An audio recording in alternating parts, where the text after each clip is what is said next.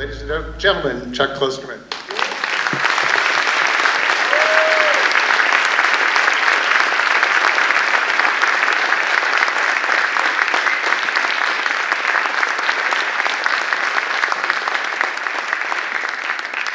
Oh, well, hey, thank you very much for coming. First of all, I will not allow criticism of the double olive.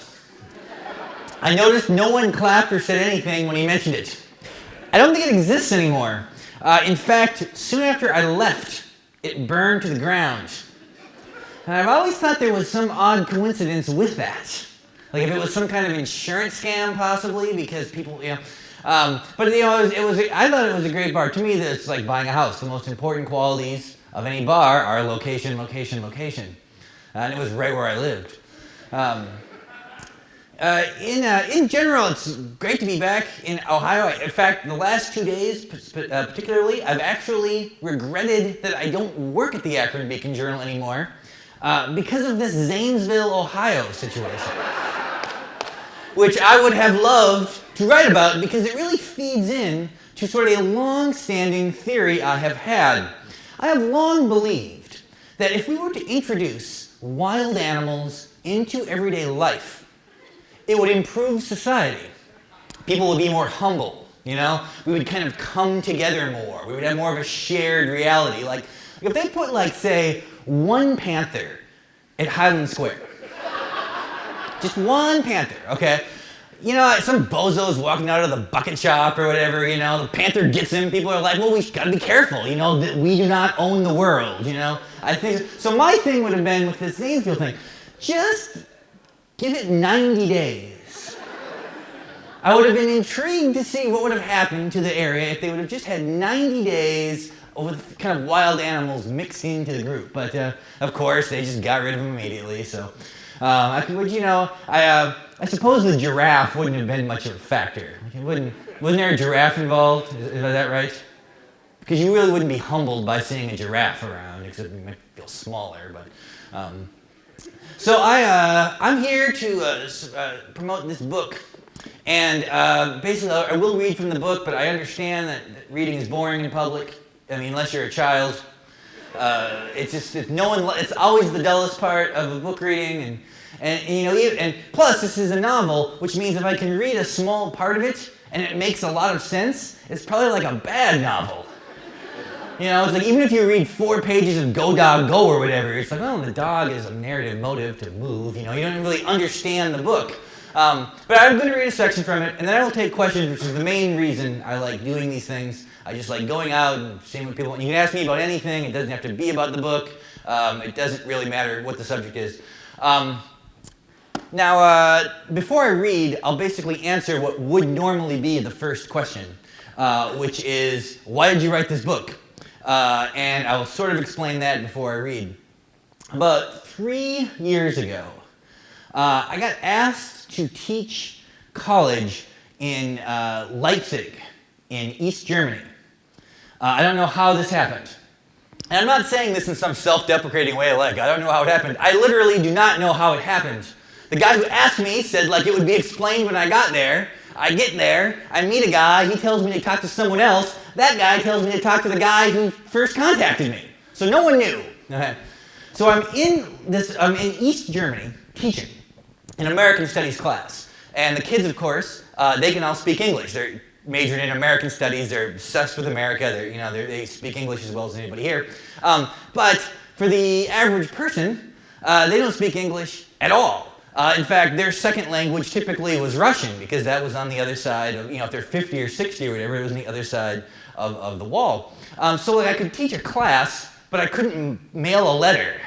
It was like I went to the post office and I would hold the letter up and they would be like, they weren't very helpful, I guess, with the fact that I didn't know their language, which is kind of my own fault. But I'm living in this apartment in Germany, and I'm working on what was actually my previous book, which was an essay collection.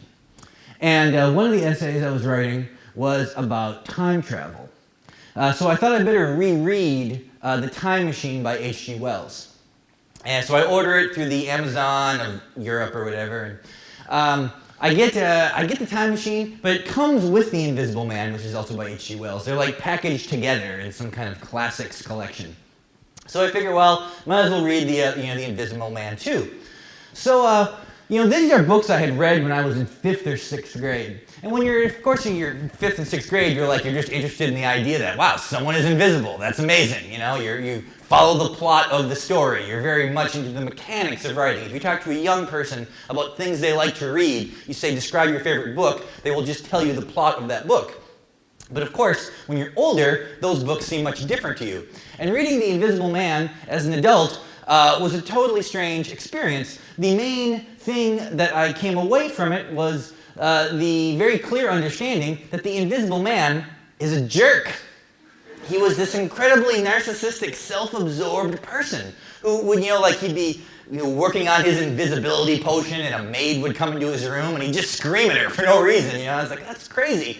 But then I thought to myself, actually, this was pretty insightful by H.G. Wells to make the character like this, because when you think about it, what kind of character would have both sort of the mental ability to create a way to become invisible and sort of the lack of morality to actually apply it in some sort of random way, to watch people when they didn't know they were being, watched, and to move around the world without anyone being aware of them? It would have to be somebody with a very, very strange sort of sensibility. They'd have to be very brilliant, but also very confused about the world, and maybe misunderstand sort of the typical ways people associate with each other in society. So I was sort of intrigued by the idea of what an invisible man in the modern sense would be like. And at the same time, I was writing a different essay for that book about interviewing and being interviewed, and sort of why do people answer questions when they are asked, even if those answers really provide no benefit to them whatsoever. I felt like I was in kind of a unique position because I'd been a newspaper reporter for 8 years and a magazine profile writer, and then because I'd written these books, people were interviewing me. So I had spent all this time interviewing people, and then suddenly I was being interviewed, so I was sort of thinking about this all the time. It seemed like every aspect of my life either involved interviewing someone or being interviewed. So I was really dwelling, of course, on the flaws of interviewing. How basically, when you look at it, when you read a good profile in a magazine or in a newspaper, or if you think about a really talented profile writer, what they are actually, most of the time, doing is really constructing a false reality, and that the good writers are the ones who can construct the falsest reality in the most authentic way, and take a small fraction of someone's life, or an hour with somebody, or 4 hours with somebody, and kind of create this into a metaphor that seems to explain the person's art, which of course is unreal. Yet at the same time, that's the best way we have for understanding other people. In the course of writing that essay, I interviewed Errol Morris, the filmmaker, and he had said that he doesn't trust quiet people, because what do you know? You don't know what they're thinking. And that's totally true. If someone is just sitting there, they seem really shy and nice, but you have no idea what they actually feel about anything. The only means we have for getting into someone's mind is to make them talk and ask them questions, and yet that process is inherently problematic. So I was thinking to myself, what would be the best way to understand someone if there were no rules? Is there a way beyond interviewing, or if you give someone a survey, they're only going to answer the questions the way they think they should answer, or who they want to project? If you interview someone, they realize the process is like a kind of a fabricated conversation, so they're not really themselves. You're able to ask them questions you wouldn't be able to ask them if you were friends, maybe. So that part is fake. I was thinking, what way would be better? Well, what if you could watch someone and they didn't know they were being watched? If you had the ability to basically do a study of someone when they were just living their life, particularly if they were by themselves. Because if they're around anybody else, you're editing yourself, I kind of have come to the belief that especially as time has moved forward, it's harder and harder for any person, particularly in a really mediated society like ours, to ever really be comfortable and anxiety-free around other people, even like their spouse or their children, because they are always aware that this person is relating to them, and that there's almost a third wall that's being built between their existence and the existence of the other person. But if somebody was by themselves, when you're in a room by yourself, a lot of times you feel very comfortable. Now, of course, the problem is you're watching someone who's not talking. So you're doing the same thing. You're seeing someone and you're making up a story to explain their actions. But those two ideas together is sort of how I came up with this book. I wanted to write about what an invisible man would be like, and I wanted to sort of talk about the idea of trying to understand human nature by seeing people when they're totally alone and totally unguarded. Now, to make this book happen, I had to create the first character, which is the Invisible Man, and his name in this book is just the letter Y.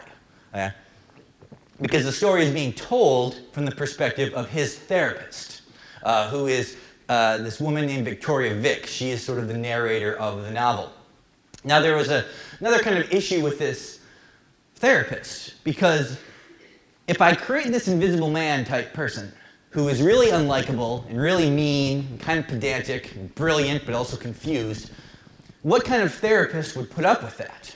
You know, what kind of therapist would let a jerk yell at her for an hour, you know, once a week? Well, it would have to be somebody who's kind of insecure and lacks confidence, and maybe has a long history of relationships with men where she was dominated. So what we basically have in this book is one character who's very mean and unlikable, and one character who's very insecure and kind of easily pushed over. So there aren't a lot of people in this book that you'll want to relate to. This might be one problem with the commercial potential of this book, in that typically when you write fiction, you're supposed to be one person in the book that you as the reader can kind of get in their shoes and kind of experience that reality through their experience. And that's probably not going to happen in this book, but that's just how it worked out. The section that I'm going to read from starts at about page 70. What has happened is this man, this Y character, has been calling his therapist. She's never actually met him. He's only wanted to talk through the phone. And she, of course, thinks that he must have some sort of very peculiar neuroses, or maybe he's obese, or maybe he's deformed, or maybe he's a drug user, whatever is causing him to pretend he can't leave his house. And she finally says, well, we can keep doing this over the phone, or, you know, you can come in. And he's like, well, it's kind of tough because I was involved with the military. I'm an invisible man, basically, saying, like, I can become invisible. And she, of course, thinks, well, he's insane now. So she demands that he comes in, and he finally agrees. So this is the first time that she meets him in person. And he's not invisible when he comes, he just shows up. I was physically introduced to Y in the most standard of ways. There was a knock at my door, and I told the knocker to enter. The entrance swung open, and a man stepped into the room. I knew who he was before he told me. There were no surprises. He was a man, a strange-looking man, but nothing more. He was tall, and he was thin, cadaverous. Perhaps 6'5" or 6'6", but no more than 175 pounds. His head was a skull on a stick. It was shaved to the skin, but I could see a subtle shadow where his hair would sprout. The hairline was receding. He wore an oversized black t-shirt, khaki pants, and garish white tennis shoes. His arms were wiry and unnaturally long. His nose was large, as were his Adam's apple and his ears. His teeth were jagged and yellow. Ichabod Crane, I thought to myself. He looks like an actor auditioning for the role of Ichabod Crane. It was a sweltering day in May, but he was barely sweating.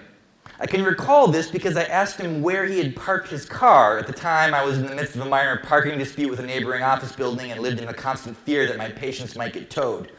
He mentioned that he had arrived on foot. I could not imagine how a man in a black t-shirt could walk any distance in the 90-degree Texas heat without perspiring. But Y was immune. When he shook my hand, it was cool and dry, like a brick from the basement. I turned on my tape recorder. When I treat patients in my office, I never sit behind my desk. The desk creates a barrier, and barriers are the enemy. Instead, I sit in a white Ames chair. My patients have the option of sitting in an identical black Ames chair or on the couch. No one ever takes the couch, particularly during their first session, because it's too overt. Y looked at both options and requested that he sit in my chair. I said, no, that's not how things work here. I don't know why I used those specific words, but Y asked, does it matter where I sit? Can I sit in the white chair? If it doesn't matter, I responded, then why not sit in the black chair like everyone else who comes here? Because I have a preference, said Y. I prefer white objects. If I express a preference for white objects, why not allow me to sit in the white chair? Perhaps I have my own preference, I said. Do you have a preference? Yes, I prefer the white chair. The white chair is my preference. Then by all means take the white chair, said Y. I would never interfere with your preference. We both sat. I smiled. He smiled back, but only for a moment. So here I am, he said. You wanted to see me, and now you have. This is your office, and I am here. I'm in your office. You are, I said. Thank you for coming in. It's really nice to see you. Yes, of course. Of course, it's nice. Let's talk about how nice it is. This is a wonderful office. You have plants, carpeting, a relatively quiet air conditioner. It's contemporary in a classic way, or perhaps vice versa. Can we get to work now, or do we still need to have a pretend conversation about how much your rent is? We can absolutely get to work, I said. That's a great attitude. I've really been enjoying our work thus far. The progress has been, progressive. But let me ask you something before we get going. You mentioned that you liked white objects. That's an interesting thing to like. No, it isn't. Well, what if I think it's interesting? Well, what if I think it's not? There's no meaning here, Vicky. My affinity for the color white doesn't say anything about me. Look, we're not going to do this. You need to accept that. I already understand the process. We both understand the process. I don't need to slowly grow comfortable with the conceit, and you don't need to understand why I like white objects. Let's get to the provocation. Let's start with what matters. You think I'm telling a fictional story. Your stomach tells you that I'm telling the truth, but your mind insists your stomach is crazy. I've been thinking about this all week. When we last spoke on the telephone, I realized I misspoke. I said I didn't care if you believed me.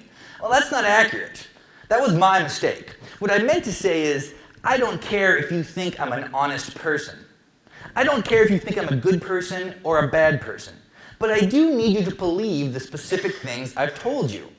If you don't believe I've done the things I've done, it will derail our conversation. You will hear everything I say as an extension of a delusion, and the content will get ignored.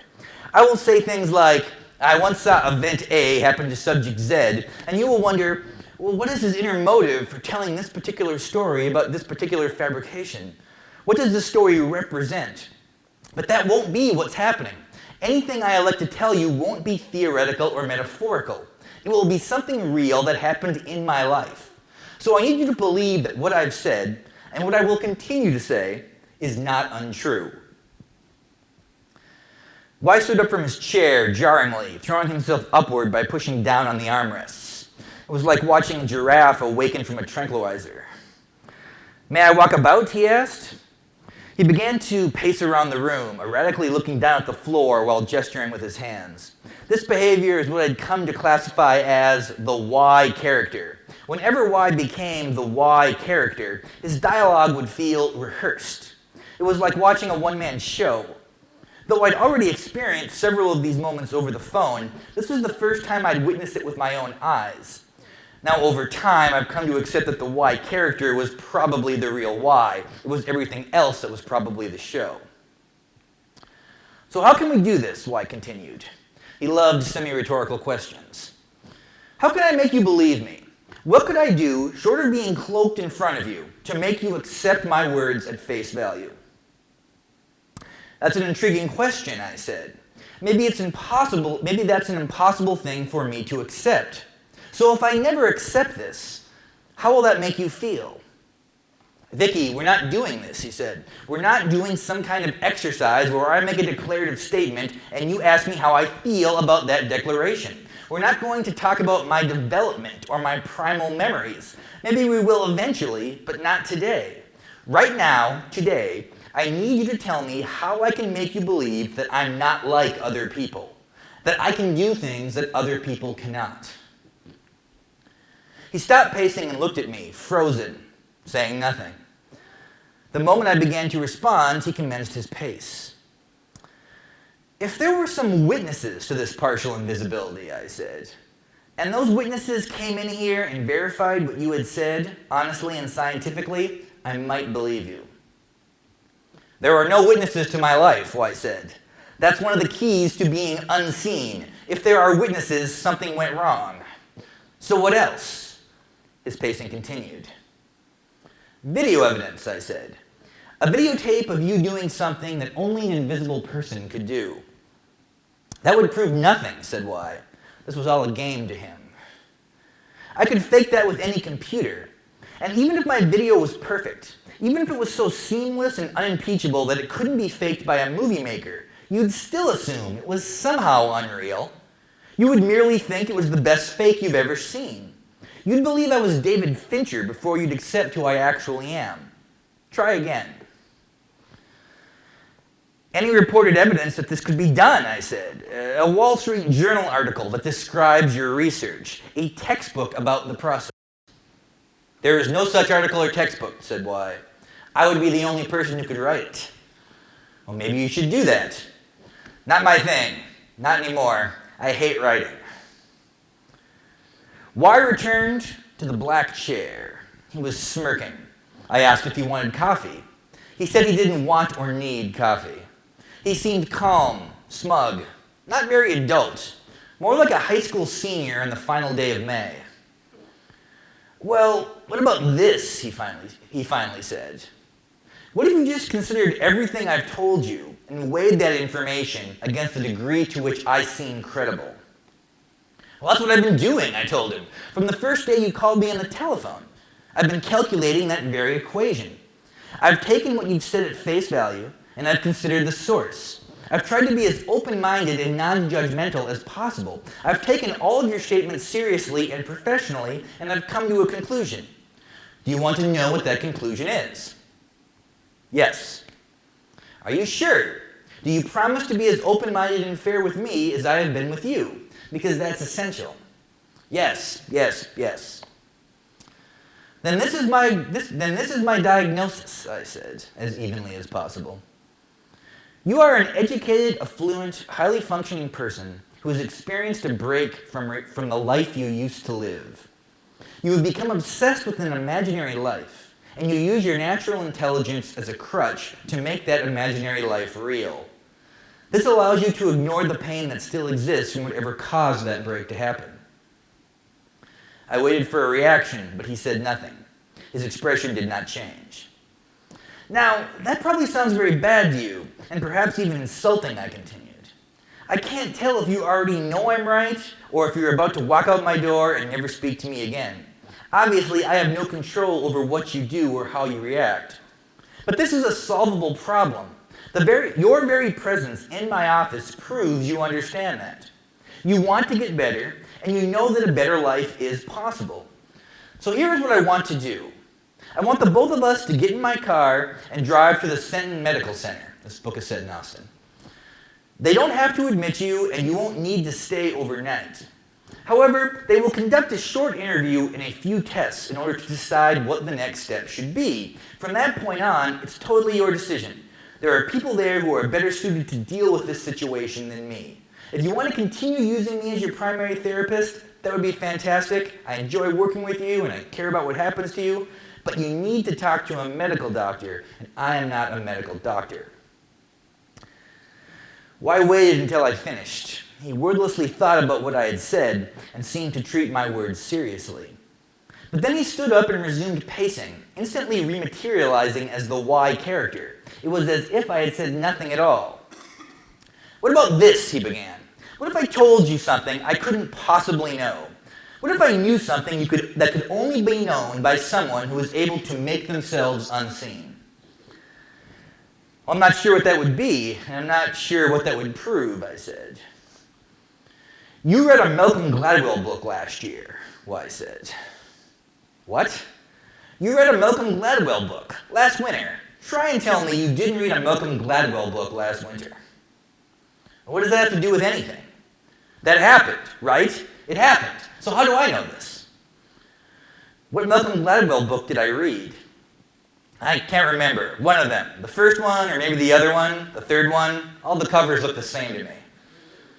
So the fact that I read a book by one of the most popular writers in America, an author who sells several million books every year, this proves you have the ability to be invisible. Well, I would have liked to use a more specific example, but you don't seem to read many books. So, what are you implying? Are you implying that you've been watching me? Is that what you're claiming? Because that's a crime. Be careful what you say right now. Don't make up a story that will create new problems for both of us. Well, that's why I only mentioned the Gladwell book, Why said. I don't want to scare you. If I told you something too specific, if I told you the color of your living room carpet, for example, you'd probably freak out. I'm not going to freak you out. What is the color of my living room carpet, Why? He said nothing. Maybe he smiled, but I can't be certain. There's a reason you're not telling me the color of my living room carpet, I explained. And the reason is not that you don't want to scare me. The reason is that you don't know what the color of my carpet is. Now, maybe you think you know, or maybe you know you don't know. I can't tell. Right now, that's our problem. And this is why we need to go to the Senton Medical Center. This scenario, right here, this thing we are dealing with right now, this incongruity, this is the problem. Not your guilt over spying on other people, not the stress from being an almost invisible man, nothing that involves the outside world. Our problem is the chasm between who you are and who you want to be. You know, everyone deals with this problem. Everyone. You are not alone. Half the work I do with other patients is about the difference between who someone is and who they wish they were. The only difference is the degree. You have a fixable problem. Your condition just happens to be a little more severe than what I typically encounter. But I am on your side here. Do you see that? I want to help you. For the next 30 seconds, I thought I'd broken through. Why stopped talking and stood at the center of my office? He looked sad. He looked defeated. There was a moment when I anticipated, or maybe hoped, that Why was going to cry. But then he changed entirely. His concern melted into stoicism and then evaporated into low-level joy. He smiled and ran a hand across his bald skull. It was like a different person had jumped into his bones. Okay, Vic, you win, he said. I thought this meant we were going to Senton Medical Center. It did not. Next week. I will see you next week. Things will be different a week from now. But just try and remember what we talked about, okay? Remember what I said today. Really think about the things I said. Digest my words. They will make sense later. How about this? If you still feel this way 7 days from now, I will go to the hospital. That is my promise. But only if you really consider the things I've told you. Okay? I did not believe him, but I shook my head up and down. What else could I do? Goodbye, Vicky. Your skepticism is adorable. Don't ever lose that, no matter what happens. And with that, Why walked out of my office. For the rest of the day, I seethed at my desk. He had dodged me again, and he had talked to me like a child. He was so uniquely troubled. I should have known what was coming next, but of course I did not. Thank you.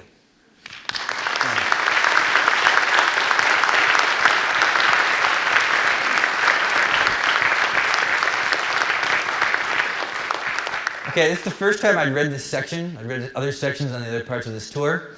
And I realized as I was reading, if someone were to walk in while the two characters are debating which chair to sit in, they would definitely think this is the dullest book ever written. Yeah, it's like, I mean, it seemed really kind of ridiculous almost when I was reading. It was like, I want this chair. I have a preference. I have no preference. It's like, yeah.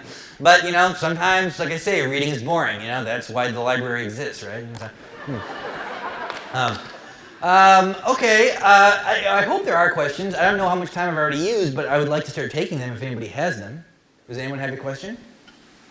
That guy wins. I'll go for it. What the heck? Well, you have Why, and then you have the character who's trying to present to other people. Then you have like how that's being interpreted by the therapist, and then how she reports on that. Since you're just one individual, how do all those layers of filters complicate your writing process? Oh, like from the perspective of actually writing the book, he's asking like because there's, you see, this book is told I suppose it's a first-person book, but there's two people. The therapist is technically the first-person narrator, but a lot of the book has to do with the Why character just sort of lecturing about his experiences.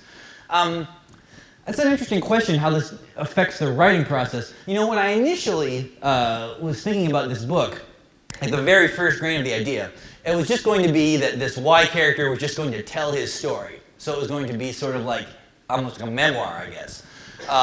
Then I thought, well, maybe I should have it be that seemed too straight to me, and then it just didn't. I wanted there to be more people involved. So then I was like, well, maybe I'll have it be a journalist writing about this character, because I have a lot of experience with journalism. So I thought like it would be very easy for me to sort of construct that. Then it occurred to me that if I put him in therapy, it is probably the easiest way to get a character to directly talk about his worldview and his problems, because that's the whole expectation. If someone's in therapy, the assumption will be a one-sided conversation. So I thought, probably that simplified things, because if I had made him say writing about himself or answering a journalist's questions, there'd be this kind of constant struggle over trying to deduce whether or not he was trying to project an image or lying to the person. Where if someone goes to therapy, the assumption is if they're lying to themselves. So when he goes through all these different situations where he's describing these, because most of the book is this character talking about how he goes into a house in Cleveland, goes into a house in Houston, all these different places, watches a person, and just sort of describes what he sees. Then it's, it's basically almost like short story writing. You're just kind of enclosing it. So I guess to answer your question is I guess I never thought of it, so it couldn't have been that bad, I guess it never was a problem. It never seemed like an obstruction, so I was like, like there. On your website, there's a short, I guess, like whatever, 2.5-minute trailer. Was that your idea? Was it your publishers, the marketing team? If it wasn't your idea, what was your reception to this? He's asking about, there's a trailer for this book. I think the website are you talking about like Simon Schuster or Grantland, or what are you talking about? Yeah. Okay. At one point, there was a decision to put more marketing money into this book. It happened very quickly. It was like in July or something. They decided they were putting more money behind this book. So when you have more money to market something, you got to kind of make up ways to use it, right? Because you can't not spend it. You can't save it, So one of the ideas they had is to make a trailer, like a movie trailer for the book. Now this already exists. You've probably seen, if there's an author named Sloane Crosley, maybe some of you are familiar with, she does like these little dioramas and films them. Jonathan Franzen did one for Freedom, where it was just him sitting at a table talking about how he hates book trailers, So my initial idea, just because I'm the kind of the person I am, I guess, I was like, I want to make some really weird, druggy thing, That was my advice to my editor. And he was like, well, I don't know if that's the greatest idea. He's like, because to me it was like, you can't really describe, you shouldn't be able to describe a book in like 2 minutes or whatever, but his feeling was, well, what if we made a trailer for the book that was like a trailer for a movie? That it was sort of, it had narrative elements and it sort of, And I was like, well, boy, if that turns out bad, though, it's going to look awful. It's going to just really it's going to seem pretentious and dumb, sort of. But, they're paying for it, so it's their choice. They hire these people in LA and they make a trailer. And when I see the trailer the first time, it's awful. And I was almost like, what are we going to do? But it was just the early rough cut. They took all the suggestions we had for them in totality, and they made a pretty good trailer. It actually does look, if you watch this trailer on the internet, it kind of looks like you would assume this is a movie coming up almost. It's got professional actors, it's professionally shot. They had a musical director. Now, there is one thing that I have a very mixed feeling about. When I was in high school, I remember that I was going to read Presumed Innocent by Scott Turow. I just don't, and it is odd because when you're in high school you do things like this. Sometimes you plan to read a book in advance. Like I could have just started reading it, but I was like, I'm going to buy it next week, and the week after I'll start, reading it or whatever. But I went to a movie, and the trailer for Presumed Innocent, the movie, was up. And so I didn't see the movie first, but I saw the trailer, and I saw that it was Harrison Ford. And I read that whole book hearing Harrison Ford's voice. Because it's impossible, there's nothing like the video image. The video image is so much more powerful than an auditory image or a tactile image. I think the only, I think the sense of smell might be up there, but for the most part, it's really hard for the human to get around a pre-existing visual image in their mind. So I did have some fear that people might see this trailer And if they watch the trailer and then buy the book, they will take the character they saw and put it into the book. And that really takes a lot away from it. For me, I mean, what value does does reading still have in society? Well, many things, but one of the biggest things is that it is a completely, or at least a partially, creative medium for both the creator and the consumer. The consumer has the ability to read a book and sort of imagine what people talk like and look like, and they can kind of bring it alive in their mind. I had this fear because this very much happened in the 80s when MTV became popular. That one of the biggest shifts in music was the inability for the consumer to hear a Duran Duran song and not picture the Hungry Like the Wolf video. Because that was, it was so effectively done, or the idea of not knowing what a band looked like, the idea of like looking at Led Zeppelin 4 and actually wondering like what these guys look like, that kind of ended. So there was a risk with this, but at the same time, it's like, it seemed like it would help sell the book. As it turns out, that hasn't happened at all. But, so I guess it's kind of a push then, I mean, it was cool to see it. It looks expensive, but... There's a certain amount of tactile pleasure of owning a book, or owning an album, or owning a CD. And it seems like this is all going to go by the wayside. Everything's going to be up in a cloud, and you're going to have, it's all going to be an electronic signal. But how do you get a feeling of authenticity or sentimentality out of a signal out in space when nobody's going to own books? Yeah, okay. Is this age going to go by the wayside and everything like that? And what do kids got to look forward to? Well, okay, what you're really dealing with, though, honestly, is sort of kind of the myth of self-understanding, which is that you have a real relationship with physical tactile objects. So you then take the information you're hearing from the record and you're actually putting it into the vinyl. Or you're thinking about the book and you're putting it into the book and you put the book on the bookstand, on your shelf, and you're still having that response. I'm the same way about that. But what I've realized over time is that this is something where people take their personal experience and assume it is normative, and it is not. As it turns out, people have less of a relationship with physical objects than we realized. I never thought that I would not own CDs, okay? I thought, I loved looking at my CDs. And my wife basically said, we're getting rid of them. And for years, we went back and forth. Before we were married, this started. And now we moved into a new house, and we moved them out. So I converted them all to iTunes, okay? So I just, And I have to admit, now that they are gone, I don't miss them. And it confuses me. I feel like I should miss them. I feel like I should have a relationship with them. In the same way that when I worked at newspapers, I thought to myself, the physical newspaper is important because I loved it. I personally and self-identified with being in this world, but now that I don't work at a newspaper, I realize that we get the New York Times at home and I read it online. That I actually don't care about the physical object. I just thought I did because it was part of my life. So what happens, you have a follow-up? Yeah, I have, well, in addition to that, do you sometimes get a sense that if you feel that way, it's only because I only have so much time to devote to listening to music anyway at this stage of my life? I have a lot of time to listen to music, man. I don't have a job. I listen to music all day long. But here's what I want to get to the center. You said, how do you find authenticity in that? And the fact of the matter is, and this is a hard thing to accept, but I've just slowly made myself accept it, the authenticity is in the art, and it is not in the artifice. It is not in the object. And if something's authenticity requires it to be physical, that means the art itself is a lesser grade of something. If you need to have a physical object to remind you of its import, it has to be the thing itself. So if a book needs to be a book to be important, then the content doesn't matter as much as the meaning of what it is inside of a book. We all associate book. The one reason people always thought that books would not disappear the way records and newspapers and stuff did, or maybe magazines might, is because people like to have them on the wall to show this is what I've read. Almost like animals they've shot or whatever.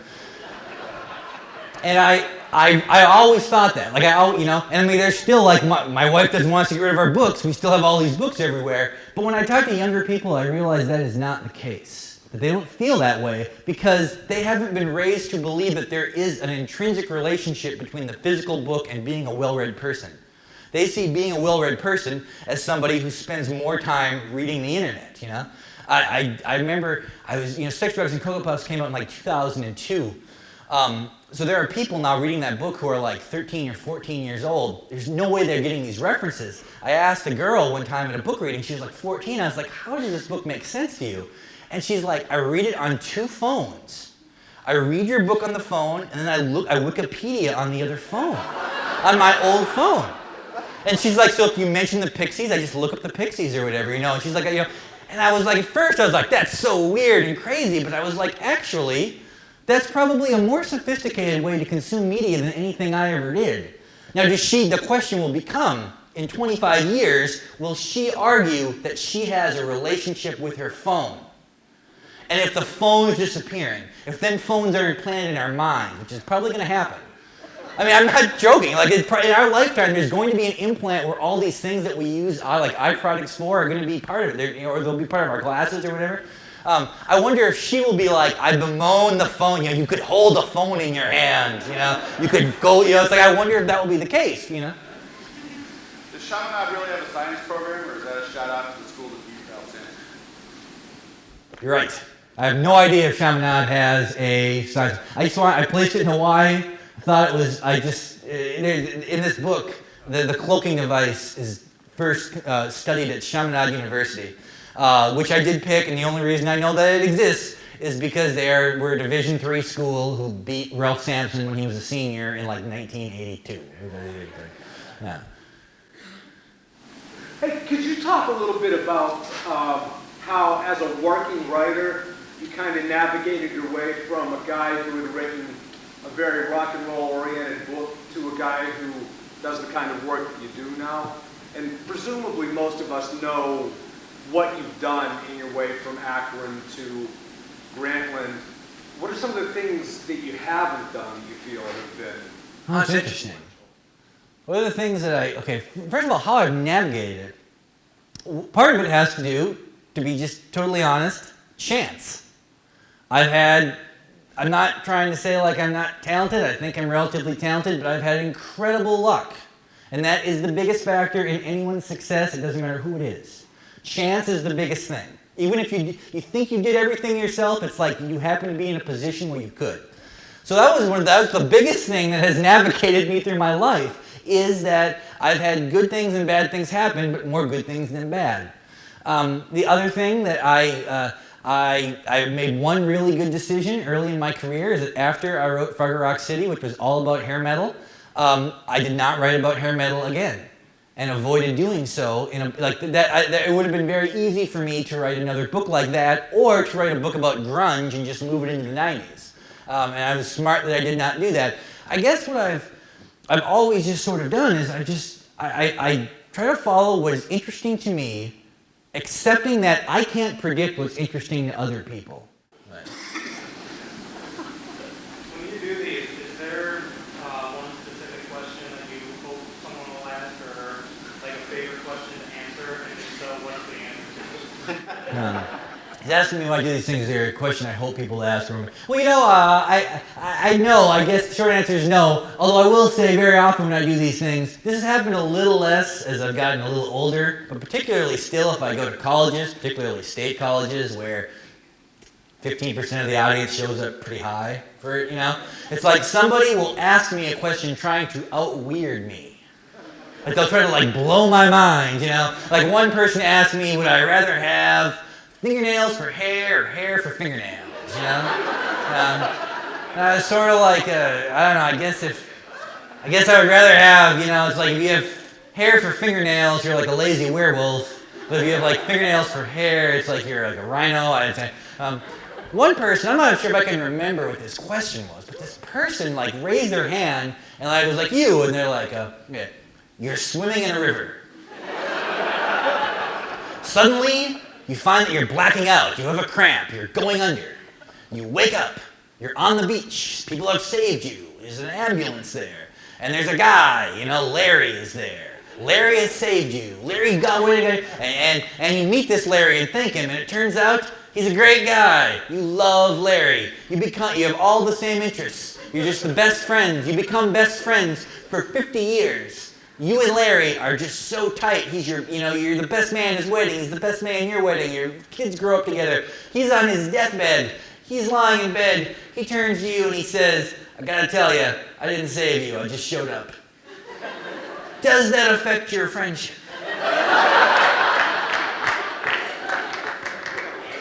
So then I was like, that's a great question. First of all, I can't swim, so it's kind of on me. But also, it's like, well, okay, so he's my best friend, right? So, like, he must have a cool sense of humor, right? He must sort of be, like me, kind of sardonic, you know? So the fact that he did this, that's so Larry, you know? It's like...